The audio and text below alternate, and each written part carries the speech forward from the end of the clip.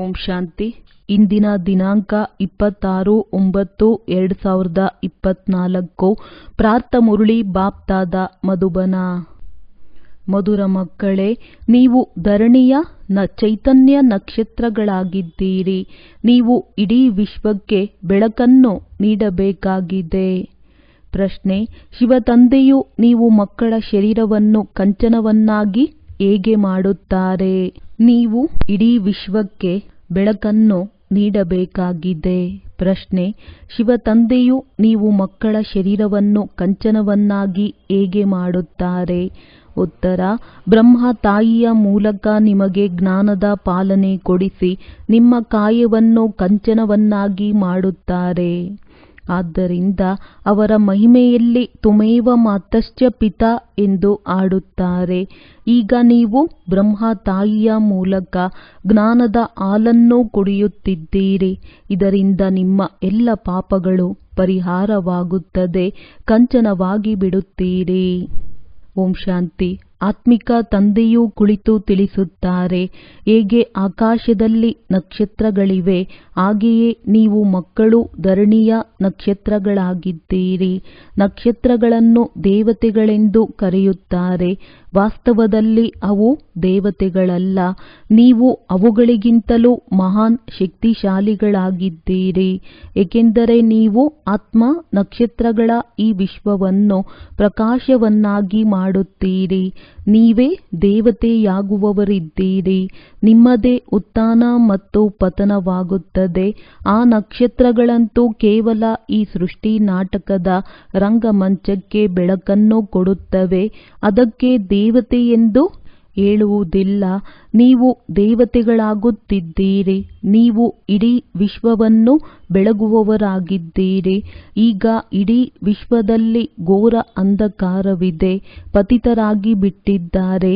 ಈಗ ತಂದೆಯು ನೀವು ಮಧುರಾತಿ ಮಧುರ ಮಕ್ಕಳನ್ನು ದೇವತೆಗಳನ್ನಾಗಿ ಮಾಡುತ್ತಾರೆ.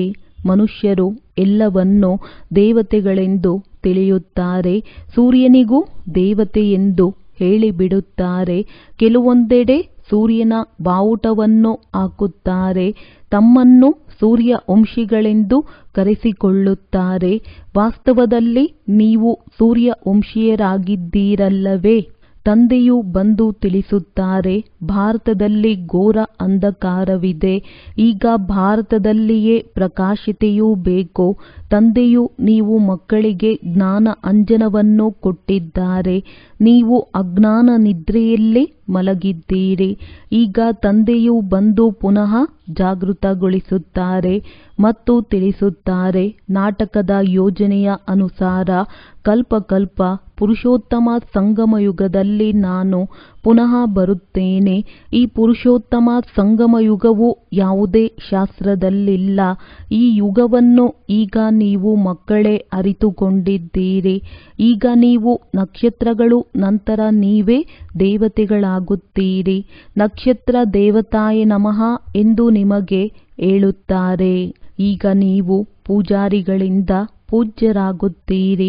ಸತ್ಯಯುಗದಲ್ಲಿ ನೀವು ಪೂಜ್ಯರಾಗುತ್ತೀರಿ. ಇದು ಸಹ ತಿಳಿದುಕೊಳ್ಳುವ ಮಾತಾಗಿದೆ ಎಲ್ಲವೇ? ಇದಕ್ಕೆ ಆತ್ಮಿಕ ವಿದ್ಯೆ ಎಂದು ಹೇಳಲಾಗುತ್ತದೆ. ಎಂದು ಯಾರದ್ದೂ ಜಗಳವಾಗುವುದಿಲ್ಲ, ಯುದ್ಧವಾಗುವುದಿಲ್ಲ.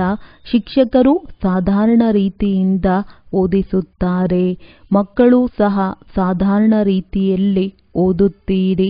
ಇದರಲ್ಲಿ ಎಂದೂ ಯಾರಿಗೂ ಜಗಳ ಕಲಹದ ಮಾತಿಲ್ಲ. ನಾನು ಭಗವಂತನಾಗಿದ್ದೇನೆ ಎಂದು ಈ ಬ್ರಹ್ಮರವರು ಸಹ ಹೇಳುವುದಿಲ್ಲ. ನೀವು ಮಕ್ಕಳು ತಿಳಿದುಕೊಂಡಿದ್ದೀರಿ, ಓದಿಸುವವರು ನಿರಾಕಾರ ಶಿವ ತಂದೆಯಾಗಿದ್ದಾರೆ. ಇವರಿಗೆ ತಮ್ಮ ಶರೀರವಿಲ್ಲ. ನಾನು ಈ ರಥವನ್ನು ಲೋನಾಗಿ ಪಡೆಯುತ್ತೇನೆಂದು ಹೇಳುತ್ತಾರೆ. ಇವರಿಗೆ ಭಗೀರಥನೆಂದು ಏಕೆ ಹೇಳುತ್ತಾರೆ? ಏಕೆಂದರೆ ಬಹಳ ಭಾಗ್ಯಶಾಲಿ ರಥವಾಗಿದ್ದಾರೆ. ಇವರೇ ಮತ್ತೆ ವಿಶ್ವದ ಮಾಲೀಕನಾಗುತ್ತಾರೆ. ಅಂದರೆ ಭಗೀರಥನಾದರಲ್ಲವೇ? ಆದುದರಿಂದ ಎಲ್ಲದರ ಅರ್ಥವನ್ನು ತಿಳಿಯಬೇಕಲ್ಲವೇ? ಇದು ಎಲ್ಲದಕ್ಕಿಂತ ದೊಡ್ಡ ವಿದ್ಯೆಯಾಗಿದೆ. ಪ್ರಪಂಚದಲ್ಲಿ ಅಸತ್ಯವೇ ಅಸತ್ಯವಿದೆ. ಗಾದೆ ಮಾತಿದೆಯಲ್ಲವೇ, ಸತ್ಯದ ದೋಣಿಯು ಅಲುಗಾಡುತ್ತದೆ, ಆದರೆ ಮುಳುಗುವುದಿಲ್ಲ. ಇತ್ತೀಚೆಗಂತೂ ಅನೇಕ ಪ್ರಕಾರದ ಭಗವಂತರಾಗಿದ್ದಾರೆ. ತಮ್ಮನ್ನು ಭಗವಂತನೆಂದು ಹೇಳಿಕೊಳ್ಳುವುದನ್ನು ಹೋಗಲಿ ಬಿಡಿ. ಅಂದುಕೊಂಡರೆ ಕಲ್ಲು ಮುಳ್ಳು ಎಲ್ಲದಕ್ಕೂ ಹೇಳುತ್ತಾರೆ. ಭಗವಂತನನ್ನು ಎಷ್ಟೊಂದು ನಿಂದನೆ ಮಾಡುತ್ತಾರೆ. ತಂದೆಯು ಕುಳಿತು ತಿಳಿಸುತ್ತಾರೆ. ಹೇಗೆ ಲೌಕಿಕ ತಂದೆಯೂ ಸಹ ಮಕ್ಕಳಿಗೆ ತಿಳಿಸುತ್ತಾರೆ. ಆದರೆ ಆ ಲೌಕಿಕ ತಂದೆಯು ತಂದೆ, ಶಿಕ್ಷಕ ಮತ್ತು ಸದ್ಗುರು ಒಬ್ಬರೇ ಆಗಿರುವುದಿಲ್ಲ. ಮೊದಲು ತಂದೆಯ ಬಳಿ ಜನ್ಮ ಪಡೆಯುತ್ತಾರೆ. ನಂತರ ಸ್ವಲ್ಪ ದೊಡ್ಡವರಾದ ಮೇಲೆ ಓದಿಸಲು ಶಿಕ್ಷಕರೂ ಬೇಕು ಮತ್ತು ಓದಿದ ನಂತರ ಗುರುಗಳೂ ಬೇಕು. ಆದರೆ ಇಲ್ಲಿ ತಂದೆ, ಶಿಕ್ಷಕ, ಸದ್ಗುರು ಒಬ್ಬರೇ ಆಗಿದ್ದಾರೆ. ಅವರು ನಾನು ನೀವು ಆತ್ಮಗಳ ತಂದೆಯಾಗಿದ್ದೇನೆಂದು ಹೇಳುತ್ತಾರೆ. ಆತ್ಮನೇ ಓದುತ್ತದೆ. ಆತ್ಮಕ್ಕೆ ಆತ್ಮವೆಂದು ಹೇಳಲಾಗುತ್ತದೆ. ಬಾಕಿ ಶರೀರಗಳಿಗೆ ಅನೇಕ ಹೆಸರುಗಳಿವೆ.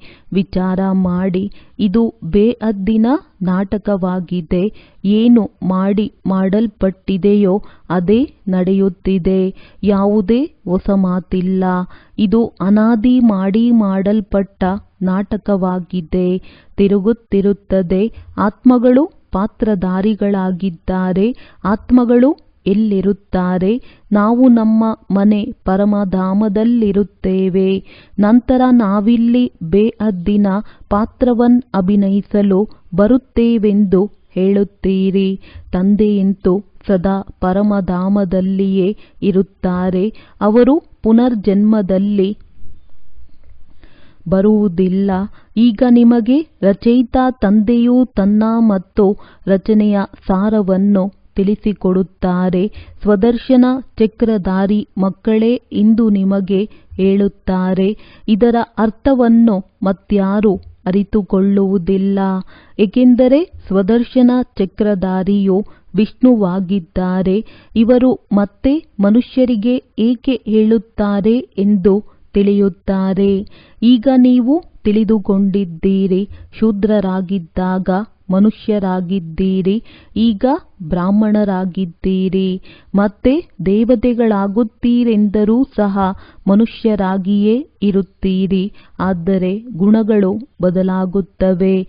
ರಾವಣನು ಬಂದಾಗ ನಿಮ್ಮ ನಡವಳಿಕೆಯು ಎಷ್ಟು ಕೆಟ್ಟು ಹೋಗುತ್ತದೆ. ಸತ್ಯಯುಗದಲ್ಲಿ ಈ ವಿಕಾರಗಳು ಇರುವುದಿಲ್ಲ. ಶಿವತಂದೆ ಅಮರ ಕಥೆ ಹೇಳುತ್ತಿದ್ದಾರೆ. ಭಕ್ತಿ ಮಾರ್ಗದಲ್ಲಿ ನೀವು ಎಷ್ಟೊಂದು ಕಥೆಗಳನ್ನು ಕೇಳಿರುತ್ತೀರಿ. ಅಮರನಾಥನು ಪಾರ್ವತಿಗೆ ಕಥೆಯನ್ನು ತಿಳಿಸಿದರೆಂದು ಹೇಳುತ್ತಾರೆ. ಈಗ ಆ ಮನುಷ್ಯರಿಗೆ ಶಂಕರ ಮನುಷ್ಯ ತಿಳಿಸುತ್ತಾರಲ್ಲವೇ? ಶಿವನು ಹೇಗೆ ತಿಳಿಸುತ್ತಾರೆ? ಅದನ್ನು ಕೇಳಲು ಎಷ್ಟೊಂದು ಮನುಷ್ಯರು ಹೋಗುತ್ತಾರೆ. ಈ ಭಕ್ತಿ ಮಾರ್ಗದ ಮಾತುಗಳನ್ನು ತಂದೆಯು ಕುಳಿತು ತಿಳಿಸುತ್ತಾರೆ. ಭಕ್ತಿಯು ಕೆಟ್ಟದೆಂದು ತಂದೆಯು ಹೇಳುವುದಿಲ್ಲ. ಇದಂತೂ ನಾಟಕವು ಅನಾದಿಯಾಗಿದೆ. ಇದರ ಬಗ್ಗೆ ತಿಳಿಸಲಾಗುತ್ತದೆ.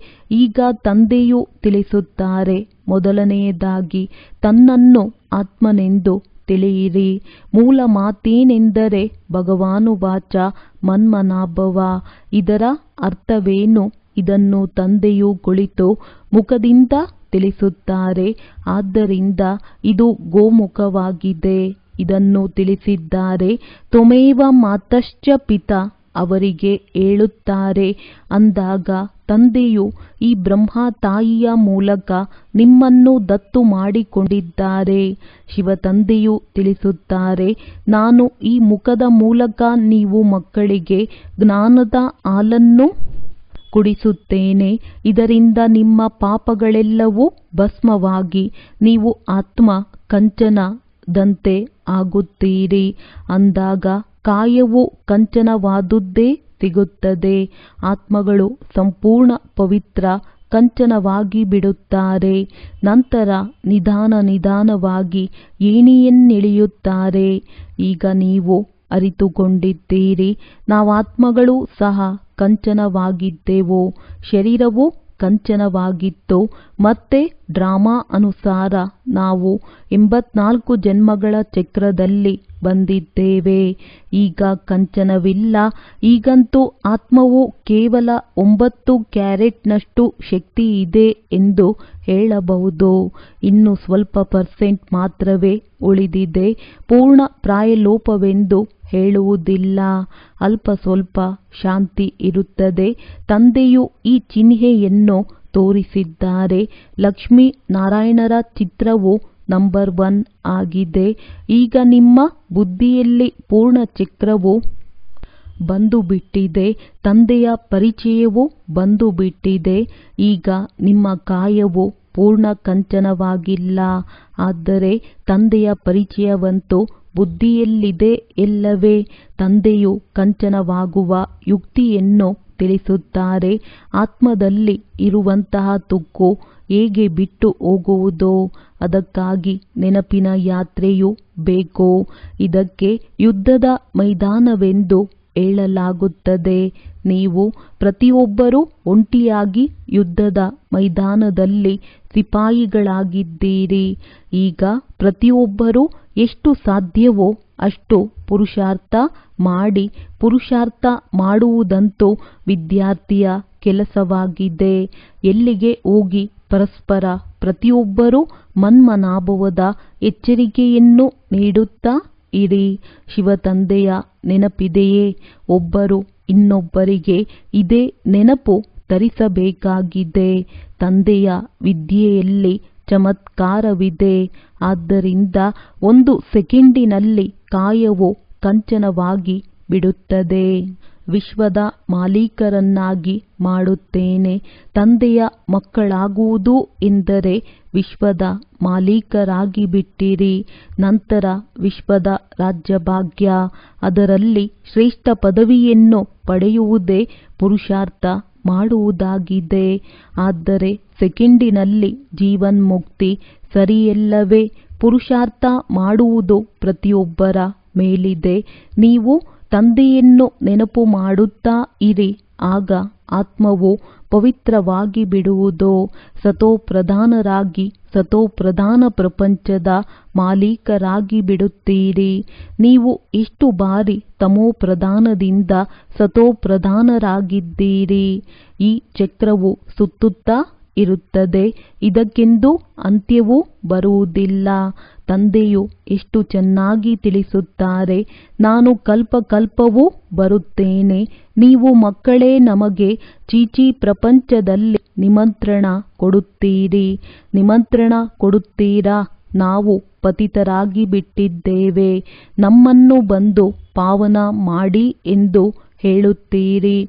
ವಾ, ನಿಮ್ಮ ನಿಮಂತ್ರಣವೇ ನಮ್ಮನ್ನು ಶಾಂತಿಧಾಮ ಸುಖಧಾಮಕ್ಕೆ ಕರೆದುಕೊಂಡು ಹೋಗುತ್ತೀರೆಂದರೆ ನಾನು ನಿಮ್ಮ ವಿಧೇಯ ಸೇವಕನಾಗಿದ್ದೇನೆ. ಇದು ಸಹ ನಾಟಕದ ಆಟವಾಗಿದೆ. ನಾವು ಕಲ್ಪಕಲ್ಪವೂ ಅದನ್ನೇ ಓದುತ್ತೇವೆ, ಪಾತ್ರವನ್ನಭಿನಯಿಸುತ್ತೇವೆಂದು ತಿಳಿಯುತ್ತೀರಿ. ಆತ್ಮವೇ ಪಾತ್ರವನ್ನಭಿನಯಿಸುತ್ತದೆ. ಇಲ್ಲಿ ಕುಳಿತಿದ್ದರೂ ಸಹ ತಂದೆಯು ಆತ್ಮಗಳನ್ನೇ ನೋಡುತ್ತಾರೆ, ನಕ್ಷತ್ರಗಳನ್ನೇ ನೋಡುತ್ತಾರೆ.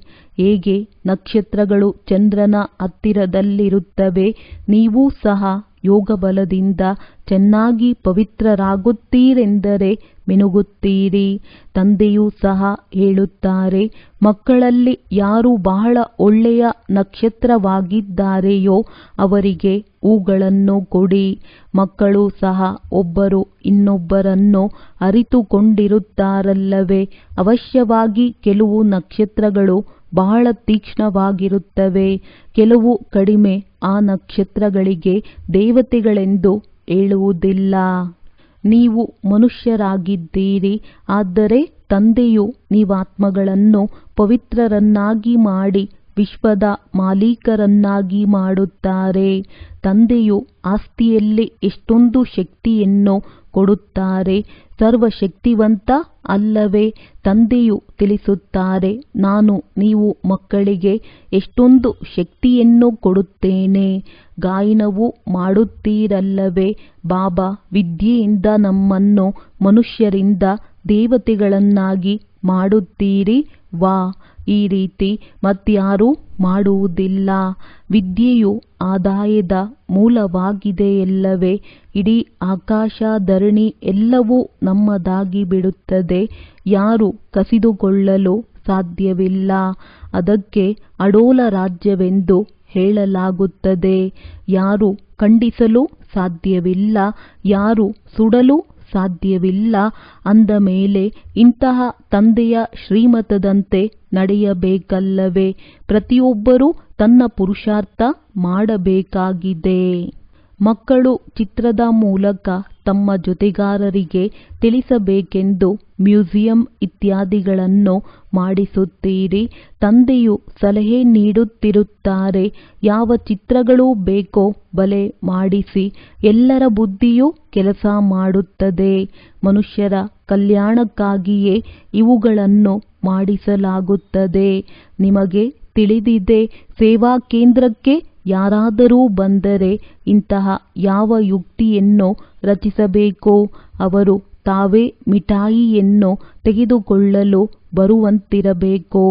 ಯಾರಾದರೂ ಮಿಠಾಯಿಯು ಬಹಳ ಚೆನ್ನಾಗಿರುತ್ತದೆ ಎಂದರೆ ಅದರ ಜಾಹೀರಾತು ಬಂದು ಬಿಡುತ್ತದೆ. ಇಂಥವರ ಅಂಗಡಿಗೆ ಹೋಗಿ ಎಂದು ಎಲ್ಲರೂ ಒಬ್ಬರು ಇನ್ನೊಬ್ಬರಿಗೆ ಹೇಳುತ್ತಾರೆ. ಇದಂತೂ ಬಹಳ ಒಳ್ಳೆಯ ನಂಬರ್ 1 ಮಿಠಾಯಿಯಾಗಿದೆ. ಇಂತಹ ಮಿಠಾಯಿಯನ್ನು ಯಾರೂ ಕೊಡಲು ಸಾಧ್ಯವಿಲ್ಲ. ಒಬ್ಬರು ನೋಡಿಕೊಂಡು ಹೋಗುತ್ತಾರೆಂದರೆ ಅನ್ಯರಿಗೂ ತಿಳಿಸುತ್ತಾರೆ. ಇಡೀ ಭಾರತವನ್ನು ಹೇಗೆ ಸ್ವರ್ಣಿಮ ಯುಗದಲ್ಲಿ ತರುವುದು ಎಂದು ವಿಚಾರವಂತೂ ನಡೆಯುತ್ತದೆ. ಅದಕ್ಕಾಗಿ ಎಷ್ಟೊಂದು ತಿಳಿಸುತ್ತಾರೆ. ಆದರೆ ಕಲ್ಲು ಬುದ್ಧಿಯವರಾಗಿದ್ದರೆ ಪರಿಶ್ರಮವಾಗುತ್ತದೆ. ಬೇಟೆ ಮಾಡುವುದನ್ನು ಕಲಿಯಬೇಕಲ್ಲವೇ? ಮೊಟ್ಟ ಮೊದಲು ಚಿಕ್ಕ ಚಿಕ್ಕ ಬೇಟೆಯಾಡುವುದನ್ನು ಕಲಿಯಬೇಕು. ದೊಡ್ಡ ಬೇಟೆಗಂತೂ ಶಕ್ತಿಯೂ ಬೇಕಲ್ಲವೇ? ಎಷ್ಟು ದೊಡ್ಡ ದೊಡ್ಡ ವಿದ್ವಾಂಸ ಪಂಡಿತರಿದ್ದಾರೆ, ವೇದಶಾಸ್ತ್ರಗಳನ್ನು ಓದಿದ್ದಾರೆ. ತಮ್ಮನ್ನು ಎಷ್ಟು ದೊಡ್ಡ ಅಥಾರಿಟಿ ಎಂದು ತಿಳಿಯುತ್ತಾರೆ. ಕಾಶಿಯಲ್ಲಿ ಅವರಿಗೆ ಎಷ್ಟು ದೊಡ್ಡ ದೊಡ್ಡ ಬಿರುದುಗಳು ಸಿಗುತ್ತವೆ. ಆದ್ದರಿಂದಲೇ ತಂದೆಯು ತಿಳಿಸುತ್ತಾರೆ, ಮೊಟ್ಟ ಮೊದಲು ಕಾಶಿಯಲ್ಲಿ ಸೇವೆಯ ಮುತ್ತಿಗೆ ಹಾಕಿ ದೊಡ್ಡ ದೊಡ್ಡ ವ್ಯಕ್ತಿಗಳ ಬಾಯಿಂದ ಬಂದಾಗ ಅನ್ಯರು ಕೇಳುತ್ತಾರೆ. ಚಿಕ್ಕವರ ಮಾತನ್ನು ಯಾರೂ ಕೇಳುವುದಿಲ್ಲ. ತಮ್ಮನ್ನು ಶಾಸ್ತ್ರಗಳ ಅಥಾರಿಟಿ ಎಂದು ತಿಳಿದುಕೊಳ್ಳುವಂತಹ ಹುಲಿಯಂತಹ ಮನುಷ್ಯರಿಗೆ ತಿಳಿಸಬೇಕು. ಶಿವ ತಂದೆಗೂ ಇಷ್ಟು ದೊಡ್ಡ ಬಿರುದುಗಳಿಲ್ಲ. ಅಷ್ಟು ದೊಡ್ಡ ದೊಡ್ಡ ಬಿರುದುಗಳನ್ನು ಅವರಿಗೆ ಕೊಡುತ್ತಾರೆ. ಈಗ ಭಕ್ತಿ ಮಾರ್ಗ ರಾಜ್ಯವಿದೆ ಎಲ್ಲವೇ? ಈಗ ಜ್ಞಾನ ಮಾರ್ಗದ ರಾಜ್ಯವಾಗುತ್ತದೆ. ಜ್ಞಾನದಲ್ಲಿ ಭಕ್ತಿ ಇರುವುದಿಲ್ಲ. ಭಕ್ತಿಯಲ್ಲಿ ಮತ್ತೆ ಜ್ಞಾನ ಸ್ವಲ್ಪವೂ ಇರುವುದಿಲ್ಲ. ಆದ್ದರಿಂದ ಇದನ್ನು ತಂದೆಯು ತಿಳಿಸುತ್ತಾರೆ. ತಂದೆಯು ನಕ್ಷತ್ರಗಳು ಕುಳಿತಿದ್ದಾರೆ ಎನ್ನುವ ರೀತಿಯಲ್ಲಿ ನೋಡುತ್ತಾರೆ. ದೇಹದ ಪರಿವೆಯನ್ನು ಬಿಟ್ಟು ಬಿಡಬೇಕಾಗಿದೆ. ಹೇಗೆ ಮೇಲೆ ನಕ್ಷತ್ರಗಳು ಮಿನುಗುತ್ತಿರುತ್ತವೆಯೋ ಹಾಗೆಯೇ ಇಲ್ಲಿಯೂ ಸಹ ಆತ್ಮರೂಪಿ ನಕ್ಷತ್ರಗಳು ಮಿನುಗುತ್ತಿದ್ದೀರಿ. ಕೆಲವರು ಬಹಳ ತೀಕ್ಷ್ಣತೆಯನ್ನು ಹೊಂದಿದ್ದೀರಿ. ಇವರು ಧರಣಿಯ ನಕ್ಷತ್ರಗಳು. ಇವರಿಗೆ ದೇವತೆಗಳೆಂದು ಹೇಳಲಾಗುತ್ತದೆ. ಇದು ಎಷ್ಟು ದೊಡ್ಡ ಬೇಅದ್ದಿನ ರಂಗಮಂಟಪವಾಗಿದೆ. ತಂದೆಯು ತಿಳಿಸುತ್ತಾರೆ, ಅದು ಅದ್ದಿನ ದಿನ ಮತ್ತು ರಾತ್ರಿಯಾಗಿದೆ. ಇದು ಅರ್ಧಕಲ್ಪದ ರಾತ್ರಿ, ಅರ್ಧಕಲ್ಪದ ಬೇಅದ್ದಿನ ದಿನದ ಮಾತಾಗಿದೆ. ದಿನದಲ್ಲಿ ಸುಖವೇ ಸುಖವಿರುತ್ತದೆ. ಇಲ್ಲಿ ಎಲ್ಲಿಯೂ ಪೆಟ್ಟನ್ನು ತಿನ್ನುವ ಅವಶ್ಯಕತೆ ಇಲ್ಲ. ಜ್ಞಾನದಲ್ಲಿ ಸುಖವಿದೆ, ಭಕ್ತಿಯಲ್ಲಿ ದುಃಖವಿದೆ. ಸತ್ಯಯುಗದಲ್ಲಿ ದುಃಖದ ಹೆಸರಿರುವುದಿಲ್ಲ, ಅಲ್ಲಿ ಮೃತ್ಯುವಿರುವುದಿಲ್ಲ. ನೀವು ಕಾಲನ ಮೇಲೆ ಜಯ ಗಳಿಸುತ್ತೀರಿ. ಮೃತ್ಯುವಿನ ಹೆಸರೇ ಇರುವುದಿಲ್ಲ. ಅದು ಅಮರಲೋಕವಾಗಿದೆ. ನಿಮಗೆ ತಿಳಿದಿದೆ, ತಂದೆಯು ನಮಗೆ ಅಮರಲೋಕಕ್ಕಾಗಿ ಅಮರ ಕಥೆಯನ್ನು ತಿಳಿಸುತ್ತಿದ್ದಾರೆ. ಈಗ ನೀವು ಮಧುರಾತಿ ಮಕ್ಕಳಿಗೆ ಮೇಲಿನಿಂದ ಹಿಡಿದು ಪೂರ್ಣ ಚಕ್ರದ ಜ್ಞಾನವಿದೆ. ನಾವಾತ್ಮಗಳ ಮನೆಯು ಬ್ರಹ್ಮಲೋಕವಾಗಿದೆ. ಅಲ್ಲಿಂದ ನಂಬರ್ವಾರ್ ಪಾತ್ರವನ್ನಭಿನಯಿಸಲು ಇಲ್ಲಿಗೆ ಬಂದಿದ್ದೇವೆಂದು ತಿಳಿದುಕೊಂಡಿದ್ದೀರಿ. ಅನೇಕ ಆತ್ಮಗಳಿದ್ದಾರೆ. ಒಬ್ಬೊಬ್ಬರನ್ನೂ ಕುಳಿತು ತಿಳಿಸಲಾಗುವುದಿಲ್ಲ. ಆದ್ದರಿಂದ ಸಾರ ರೂಪದಲ್ಲಿ ತಿಳಿಸುತ್ತಾರೆ. ಎಷ್ಟೊಂದು ರೆಂಬೆ ಕೊಂಬೆಗಳಿವೆ. ಬೆಳೆಯುತ್ತಾ ಬೆಳೆಯುತ್ತಾ ವೃಕ್ಷವು ವೃದ್ಧಿಯನ್ನು ಹೊಂದುತ್ತದೆ. ಅನೇಕರಿಗೆ ತಮ್ಮ ಧರ್ಮದ ಬಗ್ಗೆಯೂ ಸಹ ಗೊತ್ತಿಲ್ಲ. ತಂದೆಯು ಬಂದು ತಿಳಿಸುತ್ತಾರೆ, ನೀವು ಮೂಲತಃ ದೇವಿ ದೇವತಾ ಧರ್ಮದವರಾಗಿದ್ದೀರಿ. ಆದರೆ ಈಗ ಧರ್ಮಭ್ರಷ್ಟ ಕರ್ಮಭ್ರಷ್ಟರಾಗಿ ಬಿಟ್ಟಿದ್ದೀರಿ. ಈಗ ನೀವು ಮಕ್ಕಳ ಬುದ್ಧಿಯಲ್ಲಿದೆ, ನಾವು ಮೂಲತಃ ಶಾಂತಿಧಾಮದ ನಿವಾಸಿಗಳಾಗಿದ್ದೇವೆ. ಮತ್ತೆ ಇಲ್ಲಿಗೆ ಪಾತ್ರವನ್ನಭಿನಯಿಸಲು ಬರುತ್ತೇವೆ. ಈ ಲಕ್ಷ್ಮೀನಾರಾಯಣ ರಾಜ್ಯವಿತ್ತು, ಇವರ ವಂಶಾವಳಿ ಇತ್ತು. ನಂತರ ಈ ಸಂಗಮ ಯುಗದಲ್ಲಿ ನಿಂತಿದ್ದೀರಿ. ತಂದೆಯು ತಿಳಿಸುತ್ತಾರೆ, ನೀವು ಸೂರ್ಯವಂಶೀಯರಾಗಿದ್ದೀರಿ, ನಂತರ ಚಂದ್ರವಂಶೀಯರಾದಿರಿ. ಬಾಕಿ ಈ ಮಧ್ಯದಲ್ಲಂತೂ ಬಹಳಷ್ಟು ಶಾಖೆಗಳಿವೆ. ಈ ಆಟವು ಬೇಹದ್ದಿನದ್ದಾಗಿದೆ. ಇದು ಎಷ್ಟು ಚಿಕ್ಕ ವೃಕ್ಷವಾಗಿದೆ, ಬ್ರಾಹ್ಮಣರ ಕುಲವಾಗಿದೆ. ಇದು ಮತ್ತೆ ಎಷ್ಟು ದೊಡ್ಡ ವೃಕ್ಷವಾಗಿ ಬಿಡುತ್ತದೆ. ಎಲ್ಲರನ್ನೂ ನೋಡಿ ಮಿಲನ ಮಾಡುವುದಕ್ಕೂ ಆಗುವುದಿಲ್ಲ. ಎಲ್ಲೆಂದರಲ್ಲಿ ಮುತ್ತಿಗೆ ಹಾಕುತ್ತಾ ಹೋಗುತ್ತಾರೆ. ತಂದೆಯು ತಿಳಿಸುತ್ತಾರೆ, ದೆಹಲಿ ಮತ್ತು ಕಾಶಿಯನ್ನು ಸೇವೆಯ ಮುತ್ತಿಗೆ ಹಾಕಿ ಇಡೀ ಪ್ರಪಂಚಕ್ಕೆ ನೀವು ಮುತ್ತಿಗೆ ಹಾಕುವವರಾಗಿದ್ದೀರಿ ಎಂದು ಹೇಳುತ್ತಾರೆ. ನೀವು ಯೋಗ ಬಲದಿಂದ ಇಡೀ ಪ್ರಪಂಚದಲ್ಲಿ ಒಂದು ರಾಜ್ಯವನ್ನು ಸ್ಥಾಪನೆ ಮಾಡುತ್ತೀರಿ. ಎಷ್ಟೊಂದು ಖುಷಿಯಾಗುತ್ತದೆ. ಕೆಲವರು ಕೆಲವೊಂದೆಡೆ ಹೋಗುತ್ತಾರೆ. ನಿಮ್ಮ ಮಾತನ್ನು ಯಾರೂ ಕೇಳುವುದಿಲ್ಲ. ಯಾವಾಗ ದೊಡ್ಡವರು ಬರುತ್ತಾರೆ, ಪತ್ರಿಕೆಗಳಲ್ಲಿ ಬರುವುದೋ ಆಗ ತಿಳಿಯುತ್ತಾರೆ. ಈಗಿನ್ನು ಚಿಕ್ಕ ಬೇಟೆಯಾಗುತ್ತಿದೆ. ದೊಡ್ಡ ಸಾಹುಕಾರರಂತೂ ನಮಗಾಗಿ ಇಲ್ಲಿಯೇ ಸ್ವರ್ಗವಿದೆ ಎಂದು ತಿಳಿಯುತ್ತಾರೆ. ಬಡವರೇ ಬಂದು ಆಸ್ತಿಯನ್ನು ತೆಗೆದುಕೊಳ್ಳುತ್ತಾರೆ. ಬಾಬಾ, ನೀವು ನನ್ನವರು, ನಿಮ್ಮ ವಿನಃ ನನಗೆ ಇನ್ಯಾರೂ ಇಲ್ಲ ಎಂದು ಹೇಳುತ್ತಾರೆ. ಆದರೆ ಮೋಹ ಮಮತ್ವವು ಇಡೀ ಪ್ರಪಂಚದಿಂದ ಕಳೆಯಬೇಕಲ್ಲವೇ? ಒಳ್ಳೆಯದು. ಮಧುರಾತಿ ಮಧುರ ಅಗಲಿ ಹೋಗಿ ಮರಳಿ ಸಿಕ್ಕಿರುವಂತಹ ಮಕ್ಕಳ ಪ್ರತಿ ಮಾತ್ಪಿತಾ ಬಾಪ್ ತಾದಾರವರ ನೆನಪು, ಪ್ರೀತಿ ಹಾಗೂ ಸುಪ್ರಭಾತ. ಆತ್ಮೀಯ ಮಕ್ಕಳಿಗೆ ಆತ್ಮೀಯ ತಂದೆಯ ನಮಸ್ತೆ. ಧಾರಣೆಗಾಗಿ ಮುಖ್ಯ ಸಾರ. ಆತ್ಮವನ್ನು ಕಂಚನವನ್ನಾಗಿ ಮಾಡಿಕೊಳ್ಳಲು ಒಬ್ಬರು ಇನ್ನೊಬ್ಬರಿಗೆ ಎಚ್ಚರಿಸಬೇಕು. ಮನ್ಮನಾಭವದ ಸಲಹೆ ಕೊಡಬೇಕಾಗಿದೆ. ಯೋಗ ಬಲದಿಂದ ಪವಿತ್ರರಾಗಿ ಮಿನುಗುತ್ತಿರುವ ನಕ್ಷತ್ರಗಳಾಗಬೇಕಾಗಿದೆ.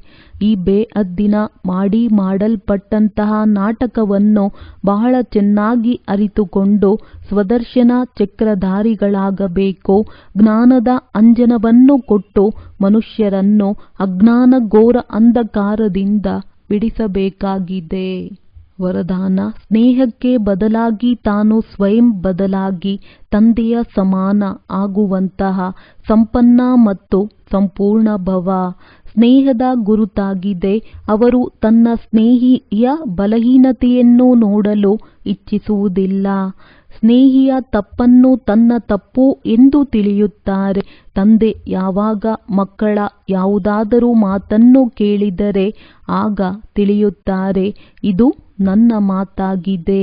ತಂದೆ ಮಕ್ಕಳನ್ನು ತನ್ನ ಸಮಾನ, ಸಂಪನ್ನ ಮತ್ತು ಸಂಪೂರ್ಣ ನೋಡಲು ಇಚ್ಛೆ ಪಡುತ್ತಾರೆ. ಈ ಸ್ನೇಹದ ಬದಲಾಗಿ ತಾನು ಸ್ವಯಂ ಬದಲಾಗಿರಿ. ಭಕ್ತರಂತೂ ತಲೆಯನ್ನೇ ಕತ್ತರಿಸಿ ಇಡಲು ತಯಾರಾಗಿರುತ್ತಾರೆ. ಆದರೆ ನೀವು ನಿಮ್ಮ ಶರೀರದ ತಲೆಯನ್ನು ಕತ್ತರಿಸುವ ಅಗತ್ಯವಿಲ್ಲ. ಆದರೆ ರಾವಣನ ತಲೆಯನ್ನು ಕತ್ತರಿಸಿ. ಸ್ಲೋಗನ್: ತಮ್ಮ ಆತ್ಮೀಯ ವೈಬ್ರೇಷನ್ ಮೂಲಕ ಶಕ್ತಿಶಾಲಿ ವಾಯುಮಂಡಲ ರೂಪಿಸುವಂತಹ ಸೇವೆ ಮಾಡುವುದು ಎಲ್ಲಕ್ಕಿಂತಲೂ ಶ್ರೇಷ್ಠ ಸೇವೆಯಾಗಿದೆ. ಒಳ್ಳೆಯದು. ಓಂ ಶಾಂತಿ.